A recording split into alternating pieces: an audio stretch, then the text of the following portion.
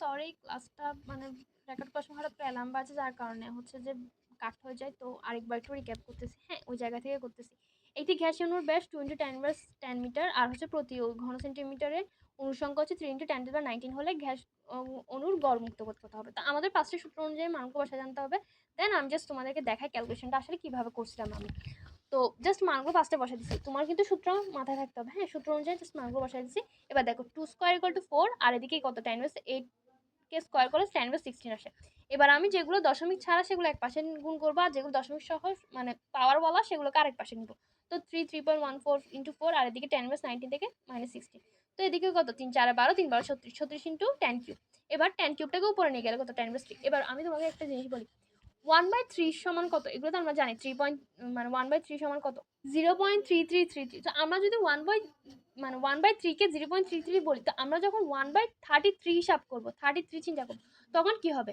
0.030 এরকম টাইপসের মান হবে না, যেহেতু 1/3 তে তোমার ওরকম মান আসছে, তাহলে 1/30 যখন, তো 1/33 যখন, তখন তো ওরকম হবে যে 0.030। তো যখন 1/36 তখন মানটা কি 0.30 থেকে একটু বেশি, 0.030 বা 36টা 3132 এরকম হতে পারে।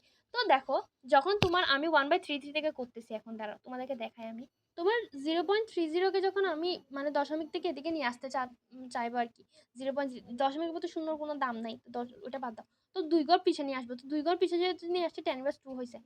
এগুলো তো জানো দশমিক হিসাবগুলো, তো 3 × 10/5। তো এটা দেখো, এটাই উত্তর, 3 × 10/5। দেখছো? এটাই জাস্ট তোমার থেকে একটু মাথায় রাখতে হবে যে তুমি যখন ভাগ করবা তখন কি 2 ঘর পিছনে আসবে, না 3 ঘর পিছনে আসবে, না 4 ঘর পিছনে আসবে। ওটা ক্যালকুলেশন করলে এটা আসে। আর এত আসলে তোমার দশমিক মানটা না, এত প্যাঁচা মতো লাগে। এটা একদমই সোজা অঙ্ক। আচ্ছা, এবার আসি। গড় মুক্ত পথ গ্যাস ঘনত্বের কি ব্যস্তানুপাতিক। ওই যে আমরা ফার্স্টে পড়ছি, এই যে অনুবর্গর ব্যস্তানুপাতিক, কখনো সে গ্যাস ঘনত্বের ব্যস্তানুপাতিক ল্যামডা সমান 1/p। আচ্ছা, আপেক্ষিক আর্দ্রতার সূত্রগুলো একটু আগে।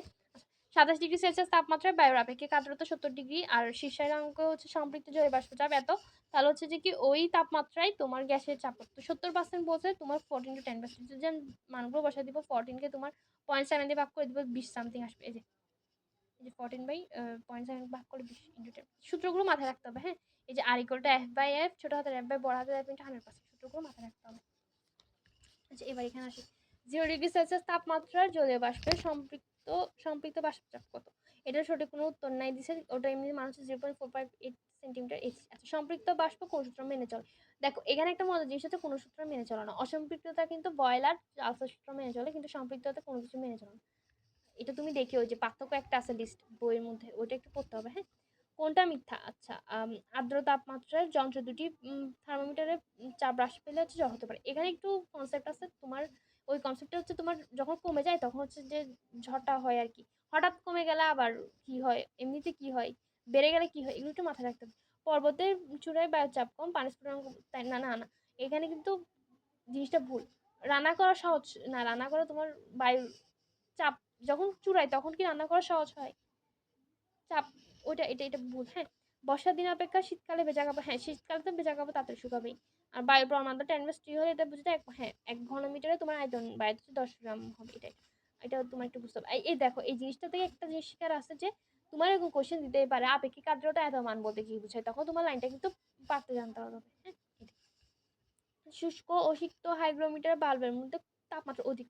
তাপমাত্রা যখন অধিক তখন হচ্ছে কি তোমার নিম্ন আপেক্ষিক আর্দ্রতা। এটা একটু মাথায় রাখতে হবে। আর যখন তোমার হঠাৎ হয়ে যাচ্ছে তখন ঝড় হয়, এগুলো একটু হঠাৎ নেমে গেলে কি হয়, হঠাৎ বেড়ে গেলে কি হয়, এগুলো একটু মাথায় রাখতে হবে। হ্যাঁ, কোনো একদিনে বায়ুমণ্ডলের তাপমাত্রা 20 ডিগ্রি সেলসিয়াস আর শীর্ষাঙ্ক 15 ডিগ্রি সেলসিয়াস চাপ দিয়েছে জলীয় বাষ্প, তাহলে হচ্ছে যে আপেক্ষিক আরেকটা F/F, তো 2কে 4 দিয়ে ভাগ করলে কত তোমার হাফ, হাফ মানে কত 50%। আচ্ছা, শিশিরাঙ্কি সম্পৃক্ত বাষ্পচাপ F আর হচ্ছে যে কি বায়ু তাপ ওই সূত্রটা, আর্দ্রতা কত, আর ইকুয়াল টু ছোট হাতের F বাই বড় হাতের F। এখানে এবার বুঝাই, এবার মজার জিনিসটা বুঝো।